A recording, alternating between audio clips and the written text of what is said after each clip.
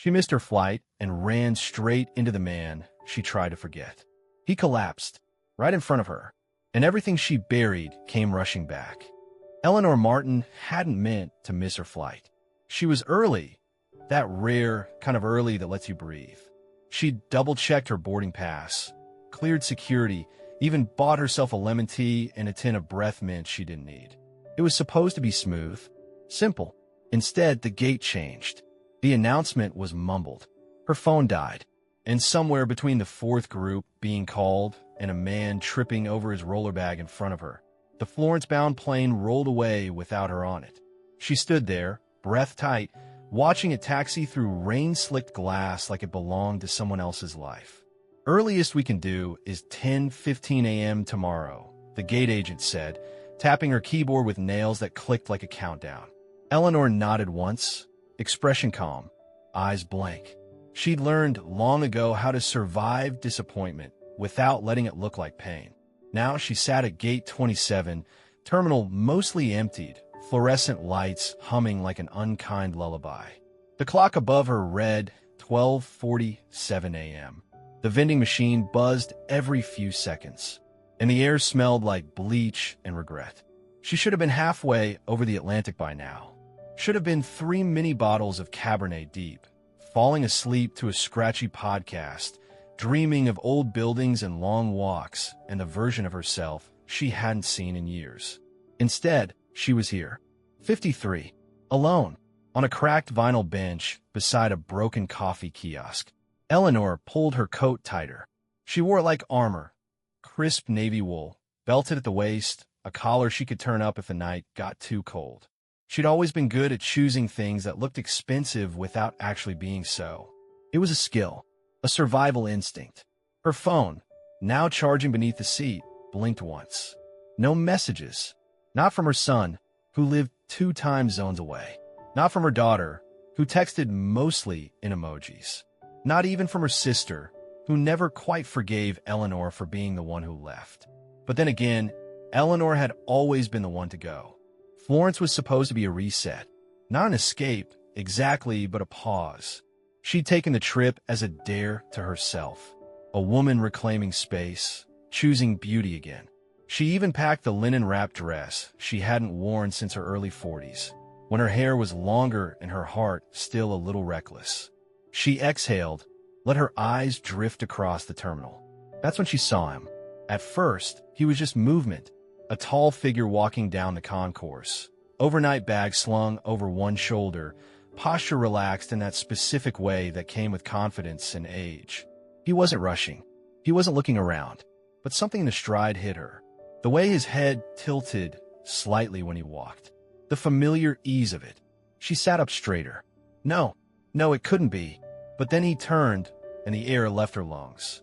Michael Whitaker, gray at the temples now, a little leaner. Still broad-shouldered, though. His coat open at the collar, scarf slightly undone. Like he just stepped out of a photograph Eleanor had buried in the back of a drawer. She froze. He was 10 feet away and hadn't seen her. She looked down, heart racing like it was trying to warn her. Not now. Not tonight. Not after all these years. Eleanor. His voice stopped time. She looked up, and the past came with it. Not as memory, as feeling. The kind that sits behind your ribs and waits. He stared at her like someone who thought about this moment but never believed it would happen. His expression unreadable. Not happy. Not guilty. Just stunned. "Michael," she said. Calmly. Too calmly. "Didn't expect to see you here." His smile was tight. "Careful. That makes 2 of us." They stood like that, history between them, fluorescent lights above them. Strangers again, but not quite. He nodded toward the bench beside her. "Mind if I sit?" Eleanor hesitated. She should have said no.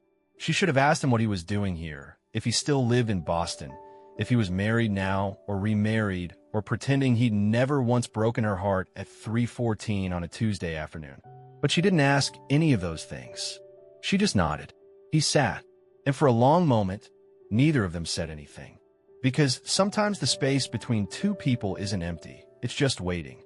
The silence between them wasn't awkward. It was something heavier, something earned. Eleanor sat still, legs crossed at the ankle, hands folded in her lap like she was waiting for a meeting that had started 13 years late. Michael leaned forward, elbows on his knees, fingers laced loosely, eyes scanning the same scuffed floor he once swore he'd never settle for. "You look," he started. "Older," she offered, the corner of her mouth lifting faintly. He chuckled. "I was going to say good, but sure, older works too." She smiled, just enough to remember how it used to feel, not enough to mean anything. "You?" she asked. "I've had better travel days." Eleanor studied him. His jawline was still strong, though softer now. Lines bracketed his mouth, the kind that came from thinking too much and smiling too little. His coat was designer, but not flashy. His shoes were expensive, and his watch, the one he never took off, was still there. Same leather band, same little scratch near the buckle. She remembered how it got there. Lisbon, a cab door, a moment that was supposed to be nothing, but still lodged in her memory like it mattered. "What are you doing in Boston?" she asked. He hesitated. "Meeting with the board of the tech firm. I'm consulting now. Still saving broken things?" "Trying," he said, "though I'm not sure they want to be saved." Eleanor nodded slowly. "They made two of them." "And you?" he asked, eyes landing on her with that same quiet intensity that used to disarm her in seconds. "Florence. Supposed to be," she replied. "Missed the flight." His brow lifted slightly. "Not like you. I could say the same." That earned her a longer look. Not flirtation, not nostalgia, just recognition. Michael leaned back, exhaled through his nose. "Funny place to run into someone." "I wasn't running," she said. He turned to her, and for the first time, his expression softened into something real. "You always were, Eleanor, even when you stayed." That one landed. She looked away, because he wasn't wrong. For a long time, Eleanor had lived her life in perfectly constructed compartments. The strong partner, the attentive mother, the unshakable executive. But with Michael, she'd once dared to be messy, to want more, to be scared of losing it and still say yes. Until it all cracked. Until one morning, he'd asked her a question she couldn't answer. And so she hadn't. She'd left instead. "How long are you in town?" she asked finally. "I fly out tomorrow," he said. "Berlin." She nodded. "Bussy, man. Always." Another silence. But this one was different. "You know," he said, shifting to face her more fully. "I thought about you. For a long time." She met his eyes. He didn't say it like a line. He said it like a confession. Like a truth that had waited patiently for permission to be spoken. "I thought about what I'd say if I ever saw you again," he continued. Mostly it was a list. You know, clever things, angry things, things that would make me feel better. "And?" she asked, voice low, and none of them felt right. Eleanor's throat tightened. She didn't speak. "I don't want to reopen something that closed," he said. "But you were never a door, Eleanor. You were a skyline. That did it." She blinked, eyes burning, not with tears, but with the ache of being seen, of being remembered not for her mistakes, but for her meaning. "I should get a hotel," she said, standing suddenly. Michael stood too. Reflex. "I'll walk you," he offered. She paused, considered, then nodded once. They walked side by side through the dim terminal, past sleeping travelers and flickering vending machines, past baggage carousels spinning nothing at all. At the exit, she stopped. "Thank you," she said, "for not saying everything you could have said." He smiled, small and tired. "Some things don't need to be said." She turned to go, then hesitated. "Michael, yeah. You're not staying at the Westmark by any chance?" His brows lifted. "Just checked in before the delay." "What?" She almost laughed. "Same." Their eyes locked. 1 second passed, then another, and then, just as the rain began to tap gently against the glass, Michael's expression shifted. But before he could say anything, his face went pale, and he dropped, right there in front of her. It happened so fast, and yet so slowly that it rewrote time. 1 second, Michael was standing in front of her, expression unreadable, body steady, voice calm. The next, his knees buckled, his eyes rolled back, and he was falling. "Michael!" Eleanor's voice cracked through the silence of the terminal like glass. She lunged forward, catching only the air beside his shoulder as he crumpled to the ground. His bag slid from his arm and thudded near the wall. His elbow struck tile. his head tilted awkwardly to the side. She dropped to her knees, not because she thought she could catch him now, but because she could not. "Michael," she whispered, panic lacing every syllable. "Michael, can you hear me?" No answer. His eyelids fluttered. His lips parted, searching for breath like it was somewhere just out of reach. She fumbled with the buttons of his coat, then reached for his wrist. Pulse. She needed a pulse. It was there, but it wasn't right. Too faint, like something winding down instead of beating strong. Her own heart pounded in her ears. She turned, scanning the terminal. "Someone call 911, she yelled. But the terminal was nearly empty. A lone janitor was far down the corridor. A sleeping couple stirred slightly, but didn't wake. So Eleanor did it herself. With shaking hands, she pulled her phone from her pocket. It slipped once before she steadied it and pressed the emergency call. 911, what's your emergency? I need an ambulance, she said, breath tight. Boston Logan Airport. Terminal C, Gate 27. A man collapsed. He's conscious, but barely. He's not okay. Help is on the way. Stay on the line with me, the dispatcher instructed. She set the phone on speaker and placed it beside her on the ground, both hands now cupping Michael's face. His skin was too cool. "Michael," she said gently, fiercely, "you stay with me. You don't get to drop in after 13 years and vanish again. Do you hear me?" His eyes opened. Barely. He looked at her, not fully, not the way he had minutes ago, but enough. Enough for her to see the flicker of recognition, the fight in him. His lips moved. She leaned in. Lo, it came out broken. Half her name, maybe. Half a memory. "I'm here," she said again, her voice a promise. "I'm right here." He blinked once. Then his eyes closed. "Michael," she said quickly. No. "Michael, open your eyes." The dispatcher spoke calmly from the phone. "Ma'am, help is minutes away. Keep talking to him. Keep him with you." Eleanor swallowed hard. "I hated you," she said suddenly, whispering into the space between them. "Did you know that? I hated you for staying behind, for not chasing me, for letting it all end like that." She paused, chest heaving. "But I still remembered your laugh, your coffee order, your voice at 2 a.m. in the middle of nowhere when we thought the world was ours." Michael didn't respond. She pressed his hand between hers. "You don't get to leave again," she whispered. The EMTs arrived 4 minutes later. The moment they rolled him onto a stretcher, her stomach clenched. Oxygen. BP check. Rapid questions. Is he allergic to anything?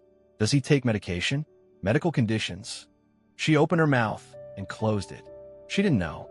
13 years was a long time not to know someone, but not long enough to forget you once loved them. "Ma'am, are you family?" Eleanor stared at Michael's face. Eyes closed now, lips pale, jaw slack in a way she'd never seen before. "No," she said, then added quietly, "but he used to be." The EMT paused. "You want to ride with us?" She hesitated. There were rules for these things, but none that mattered now. "Yes," she said. "Yes, I'm coming." The ambulance lights weren't flashing. No sirens, just a fast, focused urgency. Inside, she held the metal rail beside his gurney. Watched the monitor beep. Watched his chest rise and fall. Listened for the things she couldn't see. For change. For fear. For hope. At the hospital, she followed close behind. The sliding doors opened like a scene from another life. White walls. Rushed voices. From she didn't sign. Gurney wheels on tile that sounded like countdowns. Someone asked, "Relation to the patient?" She paused. "We used to be engaged." They nodded and took him away. And suddenly, she was just a woman in a hospital hallway, holding the past like it still meant something. Which, somehow it did. Hospitals had their own kind of silence. Not like the stillness of airports or the quiet of empty homes. This was denser. Weighted, as if the walls themselves were listening. Eleanor sat on the edge of a vinyl chair, arms crossed tightly across her chest, trying not to flinch every time the doors to the trauma bay swung open. Her coat was still on. Her scarf now lay twisted in her lap. She couldn't remember unwrapping it, but there it was, a small detail that didn't matter, and yet somehow did. They had taken Michael through double doors that locked behind them with a soft click. Since then, No one had come out. She stared at the floor. Linoleum. Pale gray. The kind of color meant to soothe, but only ever reminded her of sterility. A nurse had offered her water. She declined. Her throat was tight anyway. Every 5 minutes, her hand went to her phone. No messages. Not that she told anyone she was here. Who would she even tell? She thought of her son, Jacob, halfway through law school. Always too busy, always too tired. He hadn't met Michael. Neither had her daughter. It had all ended before then. Quietly, without ceremony. One suitcase. One goodbye. A ring placed in an envelope, never mailed. She leaned forward, elbows on her knees. What the hell had just happened? Michael had looked fine. Solid. Calm. That same posture, relaxed but observant, that used to make people underestimate him until he spoke and undid them with a single sentence. And then he fell. Just like that. Like the world blinked and gravity forgot how to hold him. What if she hadn't been there? What if she'd caught her flight? What if the universe hadn't dragged her back to this exact terminal, this exact bench, to witness him fall? Eleanor wasn't a woman who believed in signs. She believed in consequences. Cause, effect, action, result. But this felt different. It felt like something she hadn't earned. Her eyes burned. She hadn't cried in a decade. Not really. Not even after the divorce. Not when she left Michael, either. That break had been clean. Surgical. Like cutting a line before it frayed. But now the line had pulled taut again, right through her chest. Ms. Martin? She looked up. A man in navy scrubs stood in the doorway, clipboard in one hand, mask pulled down below his chin. He's stable, he said. Eleanor let out a breath she didn't realize she was holding. Can I see him? The man nodded. He's conscious, a little groggy, but he asked if anyone was out here. When I said your name, he relaxed. She blinked. He remembered me. The nurse smiled faintly. Didn't even hesitate. Eleanor followed him down the hallway. Lights buzzed overhead. The doors opened to a private room, small, dimly lit. Machines humming softly like background breath. Michael lay on the bed, propped slightly up for in one arm, oxygen clip on his finger. He looked at her, really looked at her, and for a moment, she saw not just the man he was now, but the one she'd left behind. Hey, he said, voice thin but steady. Hey yourself, she replied, stepping closer. He offered a ghost of a smile. So, miss your flight too, huh? She exhaled something like a laugh, then shook her head. You're unbelievable. And you stayed. She met his eyes. I don't run from people in hospitals, she said. Michael's gaze didn't waver. No, but you used to run from people who got too close. That hit its mark. She lowered herself into the chair beside the bed. I didn't run, she said softly. I let go.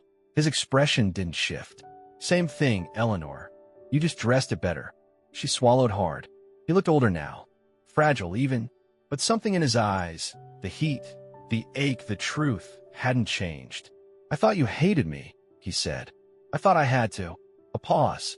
Then, quietly, I never stopped wondering what would have happened if I turned around. You still could, he said. She smiled sadly. I'm sitting right here. They didn't speak after that. Not for a while. Because sometimes the most honest thing you can do is stay. The room settled into a hush, the kind that follows survival, not celebration. Michael shifted slightly in the hospital bed, his jaw tight from the discomfort he wouldn't admit. His color had returned, but not all the way. He looked like someone trying to pass for fine, and almost getting away with it. Eleanor sat beside him, arms crossed. Her coat draped over the back of the chair now, scarf folded on the table. She hadn't moved in nearly 30 minutes. You didn't ask what happened, he said quietly. I figured if you wanted me to know, you'd tell me. That earned her a look. Tired, grateful, a little amused. He sighed. It wasn't a heart attack. They ran the tests. It's vasovagal syncope. Stress. Dehydration. A body that's been running on fumes for too long. She nodded slowly, absorbing the words. You always did push too hard. So did you, he countered with a faint smile. Eleanor looked down at her hands. You scared me. I scare myself. He paused, then added, but I didn't want to fall alone. That sentence sat between them like a hell breath. I wasn't supposed to be here, she said, voice thinner than she meant it to be. If I hadn't missed the flight, But you did.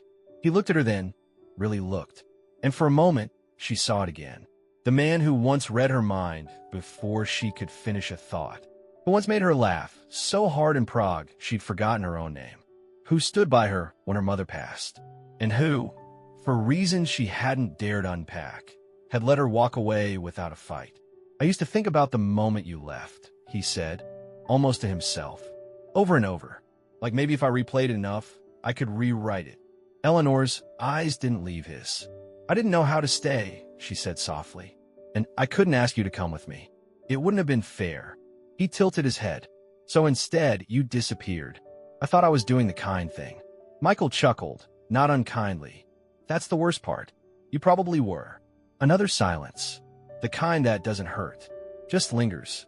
I'm not mad anymore, he said after a while. I was. For years. But not now. She blinked at that. Why not? Because I think I finally understand. Eleanor didn't press. She let the words settle. Then he added, I wasn't ready then either. Not for everything you were. But I'm not the same man anymore. She looked at him carefully. No, she said. You're not. He exhaled. And you're not the same woman. She smiled faintly. No, I'm not. A nurse knocked softly and stepped in with a clipboard. Vitals. Notes. A soft reminder that visiting hours didn't technically apply when you were the only person someone had. As the nurse left, Michael turned to her again. You could have just gone home. I know, but you stayed. I know that too. He stared at her. Why? Eleanor hesitated, then leaned forward slightly. Because it turns out I never hated you. Not even a little.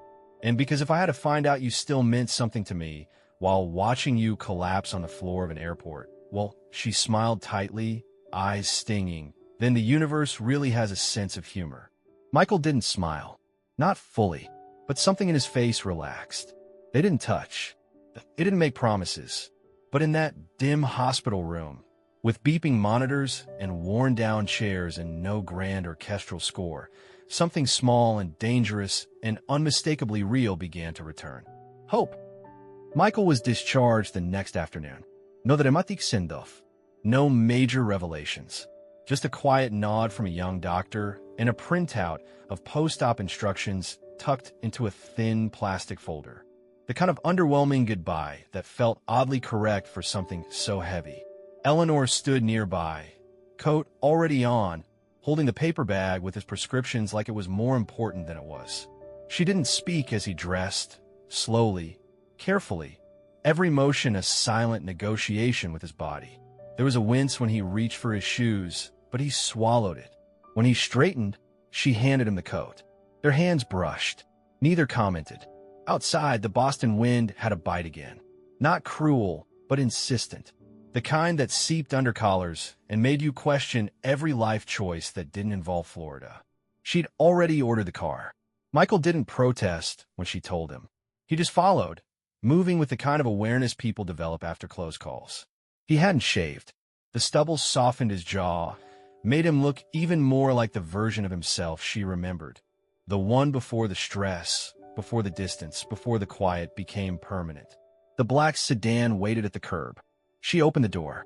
He climbed in without a word. She followed, and they pulled away from the hospital like nothing had happened. Except it had. The city moved around them in slow, late winter rhythm. Pedestrians huddled into their coats. Buses hissed. The skyline blurred behind the thin layer of cloud. In the back seat, silence bloomed like breath on cold glass. Home, the driver asked, eyes meeting Eleanor's in the mirror. Michael gave his address. Eleanor blinked. It wasn't one she knew, and that struck her harder than it should have. She had once known every line of his life, what groceries he kept, the passwords he chose, the way his voice dropped when he was pretending not to be tired. Now she didn't even know what door he walked through every night. They drove. She watched the passing streets, pretending she wasn't cataloging every moment. The way he leaned into the corner of the seat, the way his fingers tapped out a rhythm against his thigh. He didn't speak. Neither did she. But something lived in the space between them, and it wasn't regret. Not quite. You didn't have to stay, he said after a while. I know. I wouldn't have blamed you if you hadn't. I know that too. He turned his head slightly, studied her profile. But you did. I don't leave people in emergency rooms, she said softly. No matter how complicated the history. He offered a weak smile. It's not history if it still hurts. That landed. She looked away. The car slowed for a red light. Do you regret coming back to the airport? He asked. I didn't come back, she said. I never got to leave. He nodded, lips pressing into a thoughtful line.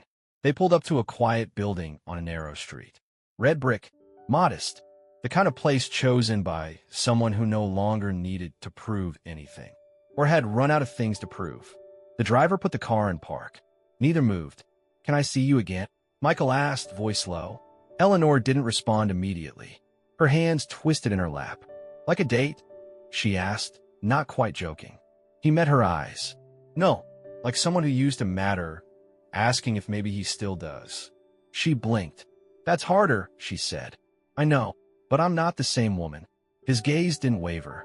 Then maybe we've got a shot. The back door opened with a soft click. Michael stepped out, steady but slow.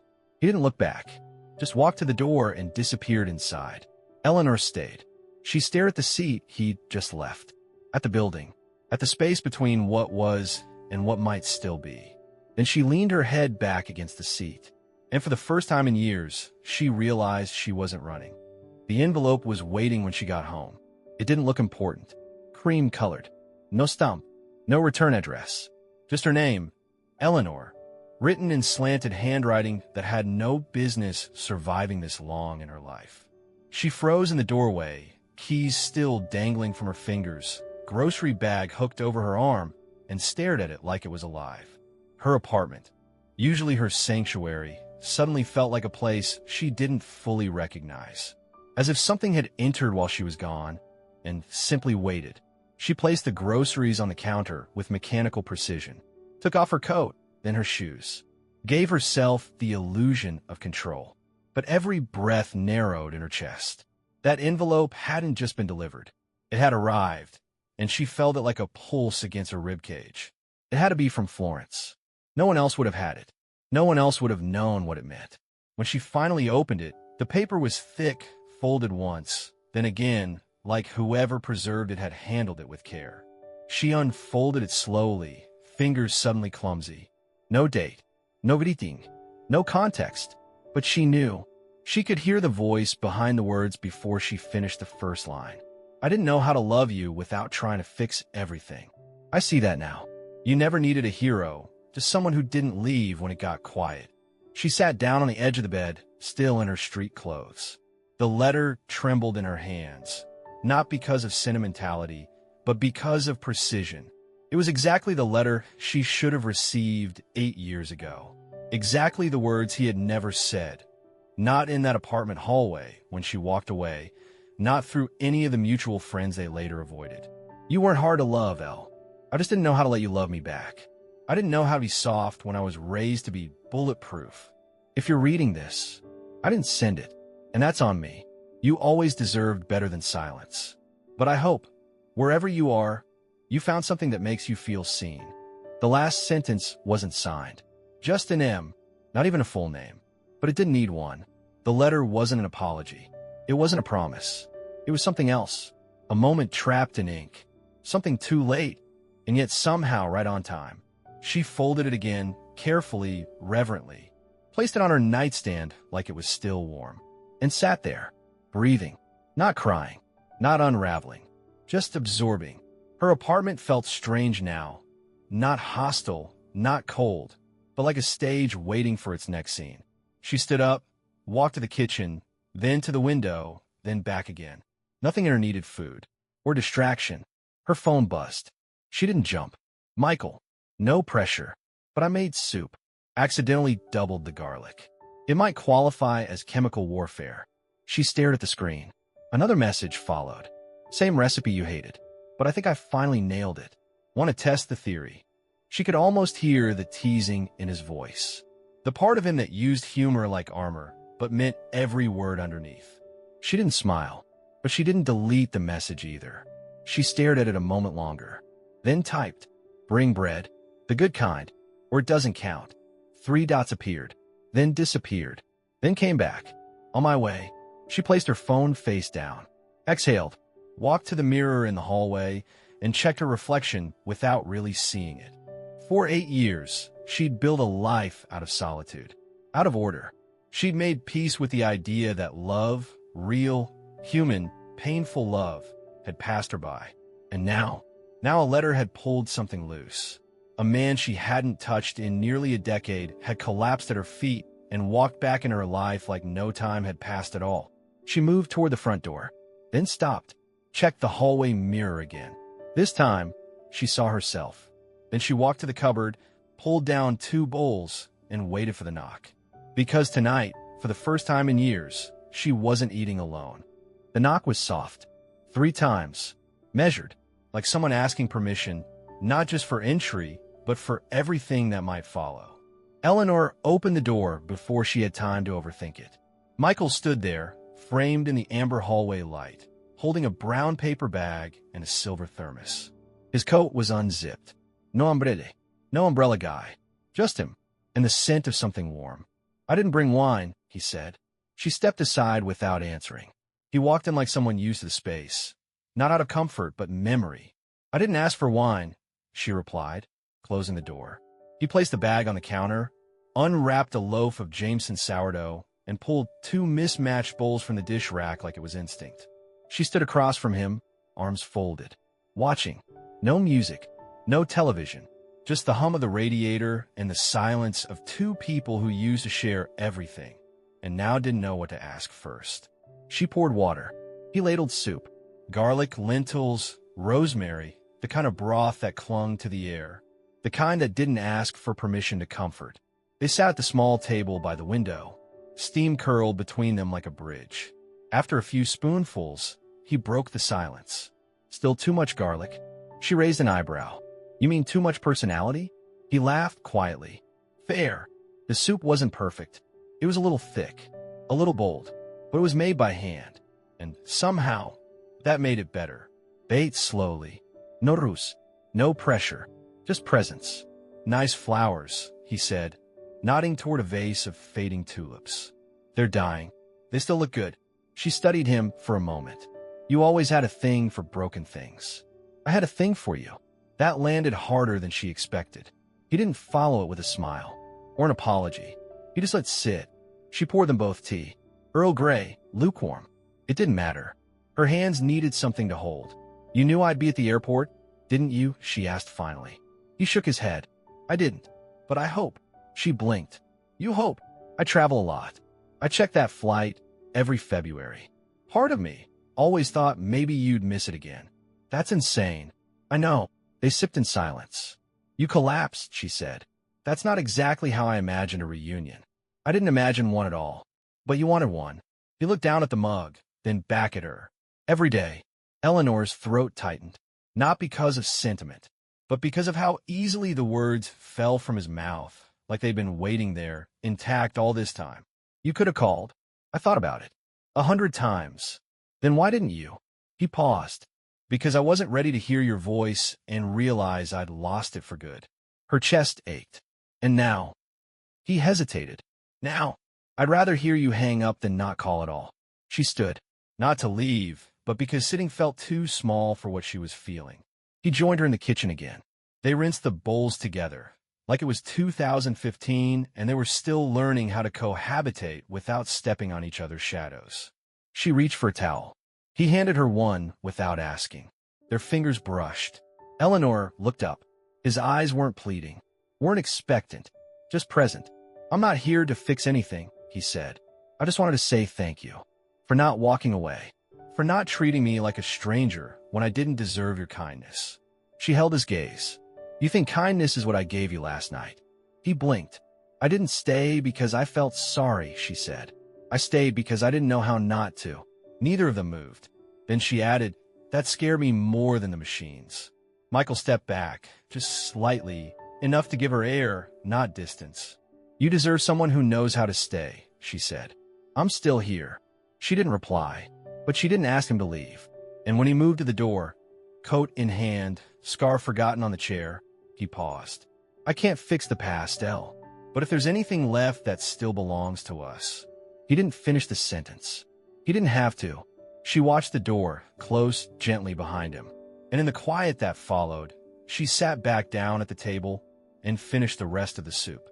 It rained the next morning. Not the dramatic kind. No thunder, no drama. Just a quiet, steady fall that seemed to wrap the city in a hush. The kind of rain that made you stay inside. Think slower. Feel more. Eleanor stood at her window with a cup of tea, watching the water streak down the glass.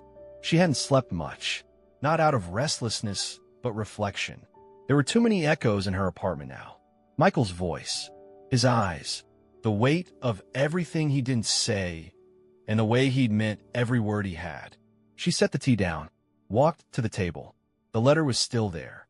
She picked it up again, not to read it, but to feel its weight. One sheet of paper, a few dozen sentences, and yet it had changed the air in the room, or maybe just in her.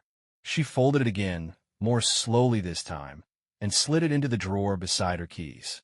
Then she sat at the kitchen table and waited. She didn't know what for, but the doorbell rang at 10:17. When she opened it, Michael stood there, coat wet, hair damp, holding nothing. No bag, no flowers, just him.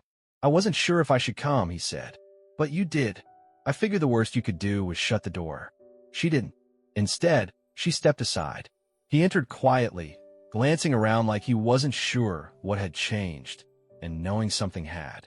They stood in the kitchen again, in the same place they'd rinsed bowls and broken the silence just hours earlier.